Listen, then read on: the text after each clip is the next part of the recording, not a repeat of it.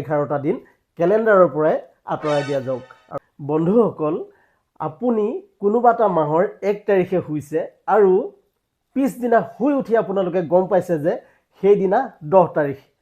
আচৰিত যে আপোনাৰ পৰা 9টা দিন হেৰাই গ'ল। এই কথাটোকে আচৰিত যেন লাগিলেও, অসম্ভৱ যেন লাগিলেও বা অদ্ভুত যেন লাগিলেও কিন্তু সঁচা কথা। মই আপোনালোকক এই ভিডিঅ'টোৰ জৰিয়তে সকলোখিনি তথ্য দিবলৈ চেষ্টা কৰিম।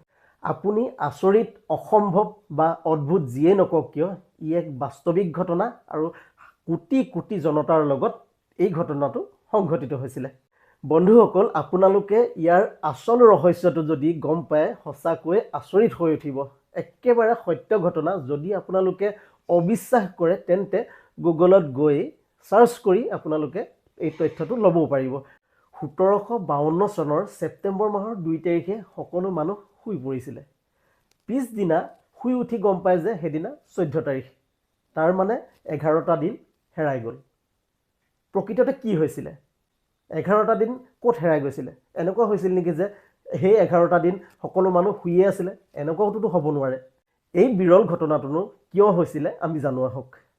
1752 চনৰ ছেপ্টেম্বৰলৈকে জুলিয়াছ চিজাৰৰ দ্বাৰা বনোৱা কেলেণ্ডাৰ, জুলিয়ান কেলেণ্ডাৰখন ব্ৰিটেইনত ব্যৱহাৰ হৈ আছিলে আৰু সেই একেখন কেলেণ্ডাৰকে ইউৰোপত দিন আৰু মাহ গণনা কৰিবৰ কাৰণে ব্যৱহাৰ কৰা হৈছিলে।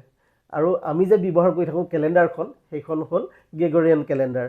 গ্ৰেগৰী নামৰ এজন ব্যক্তিয়ে 1582 চনত সেই কেলেণ্ডাৰখন বনাইছিলে। সেই সময়ত সেই কেলেণ্ডাৰখনক বেষ্ট বুলি গণ্য কৰা হৈছিলে।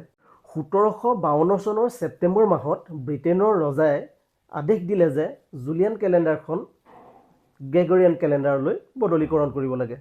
আৰু ৰজাই ভাবিছিলে যে একেবাৰে সহজতে কামটো সিদ্ধি হ'ব। কিন্তু পিছত চোৱা গ'ল যে দুইখন কেলেণ্ডাৰ যদি চোৱা যায় 11টা দিনৰ পাৰ্থক্য থাকি যায়। আৰু ৰজাই যিহেতুকে আদেশ দিলেই, দিয়াৰ পিছত একো কৰিবলগীয়া নাথাকে। শেষত এটাই সিদ্ধান্ত কৰিলে যে সেই 11টা দিন কেলেণ্ডাৰৰ পৰাই আঁতৰাই দিয়া যাওক। আৰু ফলস্বৰূপে 2 ছেপ্টেম্বৰৰ পৰা আমি ডাইৰেক্ট গৈ 14 ছেপ্টেম্বৰ পাই গ'লোগৈ। গতিকে আচৰিত যেন লাগিলেও কিন্তু 100% সত্য কথা। এটা মজাৰ কথা কি জানেনে? কৰ্মচাৰীসকলে মাত্ৰ সেই ছেপ্টেম্বৰ মাহত 19টা দিনহে কাম কৰিলে, কিন্তু সম্পূৰ্ণ মাহৰ তেওঁলোকে দৰমহা পালে।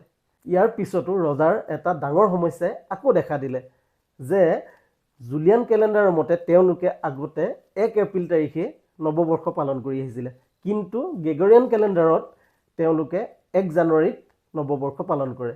আৰু নতুন কেলেণ্ডাৰলৈ বদলি হ'ল ঠিকেই, কিন্তু তেওঁলোকে 1 এপ্ৰিল তাৰিখে নৱবৰ্ষ পালন কৰি আহিছিল।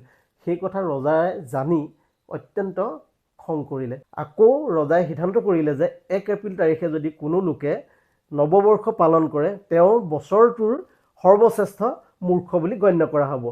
আৰু সেই দিন ধৰি আজি পৰ্যন্ত সেই দিনটোক এপ্ৰিল ফুল বুলি জনা যায়। আমাৰ নিজা কেলেণ্ডাৰ আছে আৰু আমি বৰ্তমানে সেই কেলেণ্ডাৰে ব্যৱহাৰ কৰি আহিছোঁ। তাত কোনো আঁসোৱাহ নাই আৰু বৰ্তমানেও বহুতো দেশে সেই গ্ৰেগৰিয়ান কেলেণ্ডাৰখন ব্যৱহাৰ নকৰে। প্ৰত্যেক দেশৰ লগত চলিবৰ বাবেহে আমি কেতিয়াবা গ্ৰেগৰিয়ান কেলেণ্ডাৰখন ব্যৱহাৰ কৰোঁ। গতিকে খুব মজাৰ এটা ইণ্টাৰেষ্টিং ভিডিঅ' নহয়নে বাৰু বন্ধুসকল? যিমান পাৰে আপোনালোকে ভিডিঅ'টো শ্বেয়াৰ কৰিব যাতে সকলোৱে এই কথাটো গম পায়, ইণ্টাৰেষ্টিং হয়। গতিকে সকলোৱে জনাটো দৰকাৰ। আজিলৈ আহোঁ, ধন্যবাদ।